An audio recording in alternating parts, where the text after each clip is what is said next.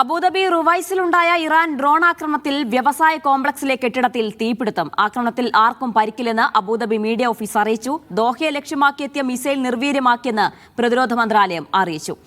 Shinoj ഷംസുദ്ദീനും Abbas മുഹമ്മദും ചേരുന്ന വിശദാംശങ്ങൾ നൽകാനായി ആദ്യം ഷിനോജിലേക്കാണ്. ഷിനോജ്, ഒരു വശത്ത് യുദ്ധം അവസാനിപ്പിക്കാനും വെടിനിർത്തൽ ചർച്ചകൾ നടക്കുന്നതിനിടെയാണ് ആക്രമണം ഇറാൻ കടുപ്പിക്കുന്നത്. ഡ്രോൺ ആക്രമണം എപ്പോഴായിരുന്നു? ഇപ്പോഴത്തെ സാഹചര്യം എന്താണ്? ആർക്കും പരിക്കില്ലല്ലോ. ഇന്ന് രാവിലെ മുതൽ അബുദാബിയുടെ വിവിധ ഭാഗങ്ങളിൽ ഡ്രോൺ ആക്രമണങ്ങൾ നടക്കുന്നുണ്ട്. അല്പം മുമ്പാണ് റുവൈസിൽ ആക്രമണം ഉണ്ടായത്. റുവൈസിൽ വ്യവസായ മേഖലയിൽ ഉണ്ടായ ആക്രമണത്തിൽ അവിടുത്തെ വ്യവസായ കോംപ്ലക്സിൽ ഒരു കെട്ടിടത്തിന് തീപിടിച്ചിട്ടുണ്ട് എന്ന് അബുദാബി മീഡിയ ഓഫീസ് സ്ഥിരീകരിച്ചിട്ടുണ്ട്. പക്ഷേ ഇവിടെ ആർക്കും പരിക്കില്ല.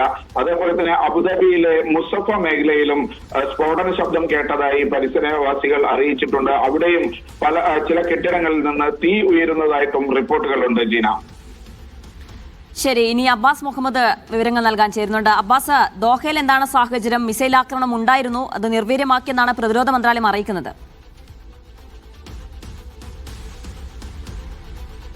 ജിന, ഇന്ന് ഉച്ചയ്ക്ക് 2 മണിയോടുകൂടിയാണ് ദോഹയിൽ ആക്രമണവുമായി ബന്ധപ്പെട്ട സൈറൺ മുഴങ്ങിയത്. സൈറണല്ല, നമ്മുടെ മൊബൈൽ ഫോണിലേക്ക് വരുന്ന ഒരു ജാഗ്രതാ അലർട്ടാണ്. അതിനു പിന്നാലെ വലിയ ശബ്ദത്തിൽ ഇവിടെ ഉഗ്രമായ സ്ഫോടന ശബ്ദമുണ്ടാകുകയും ചെയ്തു.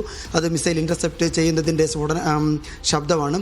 അതിൻ്റെ പിന്നാലെ തന്നെ പ്രതിരോധ മന്ത്രാലയം ആക്രമണം ഉണ്ടായി എന്ന് സ്ഥിരീകരിച്ചു. എന്നാൽ എത്ര ബാലിസ്റ്റിക് മിസൈലുകൾ അല്ലെങ്കിൽ എത്ര ഡ്രോണുകൾ ഇങ്ങോട്ട് വന്നു എന്ന് ആ വാർത്താക്കുറിപ്പിൽ പ്രതിരോധ മന്ത്രാലയം അറിയിച്ചിട്ടില്ല. ഏതായാലും ഇന്ന് ഉച്ചയോടുകൂടിയാണ് ഇന്നത്തെ ആദ്യത്തെ ആക്രമണമാണ് ദോഹ ലക്ഷ്യമാക്കി. ഇന്ന് ഉച്ചയ്ക്ക് 2 മണിക്കാണ് ഈ ആക്രമണം റിപ്പോർട്ട് ചെയ്യുന്നത്. ജീന.